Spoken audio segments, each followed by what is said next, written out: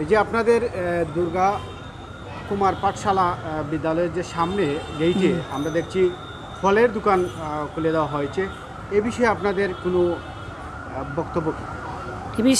এ বিষয়ে আমার বক্তব্য হচ্ছে, এটা তো দেখতেই তো খুব অসুন্দর লাগতেছে।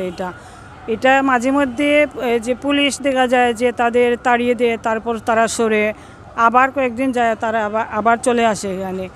তো শুধু যে ফল বিক্রেতারা বসে তা না, এছাড়া যে প্রতিদিন রাতে 12টা-1টায় বন্দরবাজারের যত ময়লা আবর্জনা সবগুলো আমাদের প্রধান ফটকের সামনে রাখে তারা। তারপর আবার ওইগুলা পরিচ্ছন্নতা কর্মী যারা আছে সেগুলো নিয়ে যায়, কিন্তু যখন সকালে আমরা আসি ওই ময়লা আবর্জনার পানি পরিত্যক্ত কিছু থাকে, ওইগুলা ডিঙ্গিয়ে আমাদের আসতে হয়, যার দরুন দুর্গন্ধ ছড়ায়। এবং আমরা শিক্ষক, কোমলমতি শিক্ষার্থী যারা আছে তারা আমরা খুবই বিব্রতকর অবস্থায় পড়ি।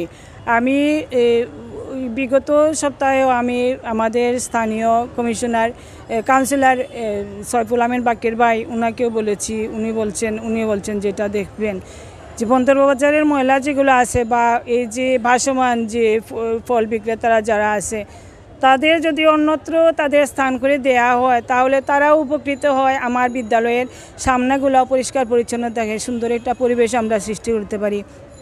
আমাদের শিক্ষক, অভিভাবক বা যারা এই শিক্ষা সংশ্লিষ্ট যারা আছেন তারাও সুন্দর একটা পরিবেশ বিদ্যালয়ে দেখতে পারেন।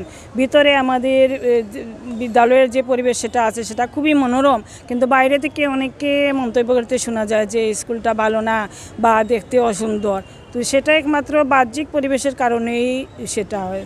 তো এটা আমি মনে করি যে মেয়র মহোদয় কিংবা কাউন্সিলরের কাছে লিখিত অনেকবার দিছি বা আমি পত্রিকায় অনেকবার যে গণমাধ্যমকেও আমি জানিয়েছি। মাঝে মধ্যে অনেক সুন্দর থাকে, আবার সেটা কয়েকদিন যায়, সেটা আবার আগের মতোই হয়ে যায়।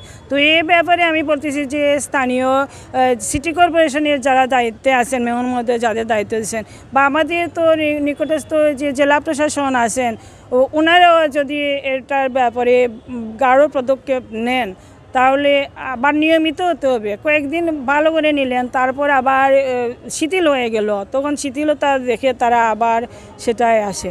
এখানে আমি যে বসাই বা আমি যে তাদের প্রশ্রয় দেই সেটা কিন্তু মোটেও মানে এটা ঠিক না। এটা আমিও চাই যে তারা এখান থেকে শুরুক, আমাদের বিদ্যালয়ের বাহ্যিক দিক সুন্দর থাকুক।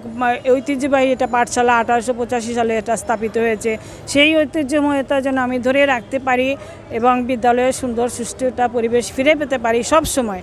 মাঝে মধ্যে হয়, আবার মাঝে মধ্যে এটা আবার আগের মতোই হয়ে যায়। তো এটা চাই না, সুন্দর একটা পরিবেশ ফুটে উঠুক আমাদের বিদ্যালয়ের আঙ্গিনায় এবং বাইরে, এটা আমরা সবার কামনা।